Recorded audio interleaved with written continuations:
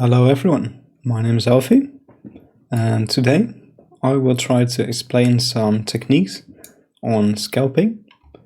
There are probably a lot of videos already on YouTube about this subject, and also a lot of articles about it, but I will just show you the way I do it, which is actually fairly simple.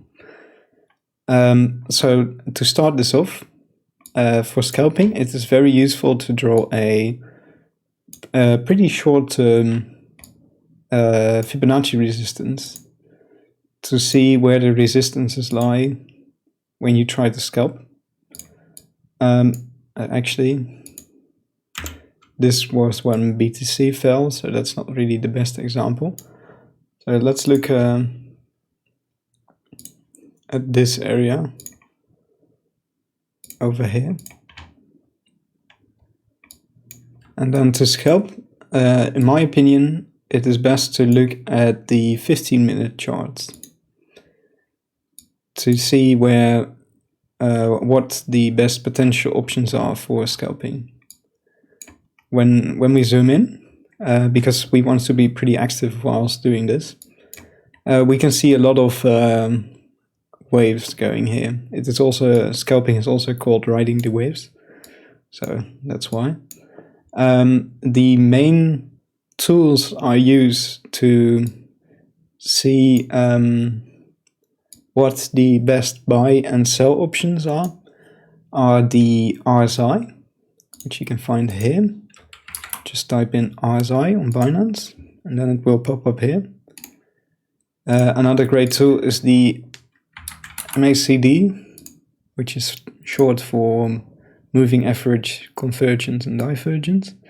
And if we want to merge these charts because they are kind of in the way of the main chart here, we just click on the graph, oops, and then hold it and drag it to the bottom. And then they will be merged together here, which is very useful because you can see that the RSI is very similar to the MACD. When you are scalping, you really want to take a look at resistances. It's very important. You can use Fibonacci resistances for this, but you can also just get some horizontal lines like this and look at multiple touching points, which means that it is a good resistance. You can also do that on the top part, which is useful. You can see that if we move it up slightly, there are almost 1, 2, 3, 4, about 5 touching points. So this was a good area for scalping. You can see that sometimes on the 50-minute chart, the resistances, or the let's call this resistances, get broken. That is fine because the technique I use incorporates these events, because of course when a coin is bullish, it will sometimes break out of the resistances or break down like this, as you can see over here. But these areas are really good for scalping, where there are multiple touching points and it is forming a wave like this. Okay, oops. Now, the best options to do some scalping are to use limit orders. And you can do that by going from trading view to your standard view. And then click limit on spot. Yeah, you can use this on spot, but you can also use this on margin, of course. Now, when you have some ADA, let's say you've got some ADA, and you already had it for a while, even when you bought it at, for example, this point over here, which is higher than the resistance, you might say that it would be a dumb idea to sell at a loss, which is not necessarily true, because when you see the coin going down like this, there are these huge wicks, so sometimes you could be afraid that it could go down further.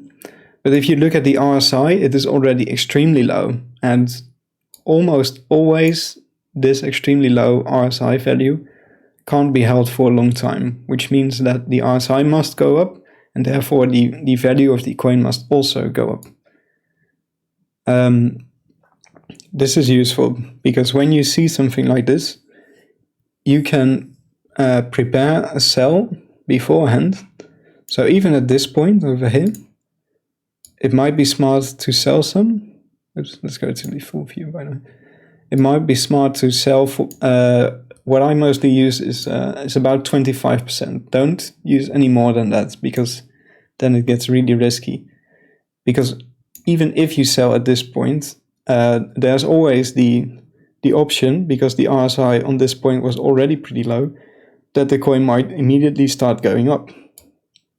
When that happens, it's pretty bad, of course, because you might lose some value because you sold at a loss and you don't want that. So only sell a little bit, so maximum 25%.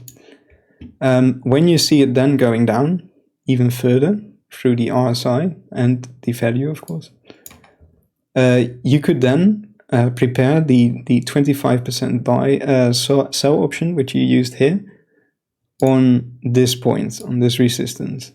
That way you don't have to keep track on it every time, because you know this is a resistance. Well, at this point maybe you don't know because there are no touching points yet. But if you go further, for example, if you are over here, you can see that there are multiple touching points, and thus it is a pretty strong resistance. So if you do place a buy order at this point, you can be fairly certain that the price is less likely to immediately drop down further. What you could also do to be safe, if you are pretty active whilst trading, is when you see it go down below this resistance, just wait until you see confirmation of a green candle on the 50 minutes. And if you compare that to the RSI, which is also going up at this point, you can be pretty sure that the value will keep going up. So you could just buy at around this point when you see confirmation of the green candle. The chances are then less likely that it will drop down immediately further. If you keep doing this over and over again, you can see that here you can sell again with your 25%, for example. And then you can do the same over here.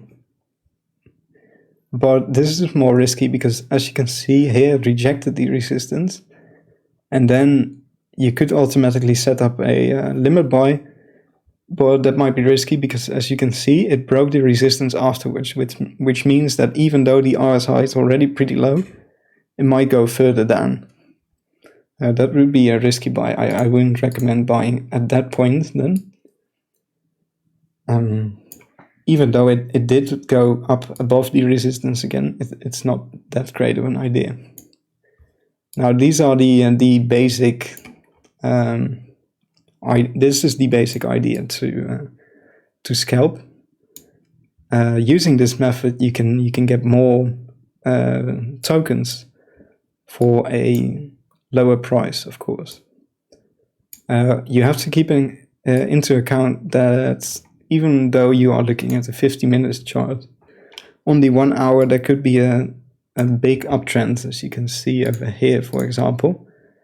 If you see such a bullish uptrend like this, it is very risky to do scalping because for all you know, it might go up way further. Wait, this is not a good trend line, by the way. For all you know, it might go up way further above this trend line and break the resistance. So just wait until you see that it is confirmed that it's staying between those lines before doing this. And always use maximum of 25% because you don't want to lose out. Well, that was the scalping tutorial. Thank you for watching, and I hope it was useful for you.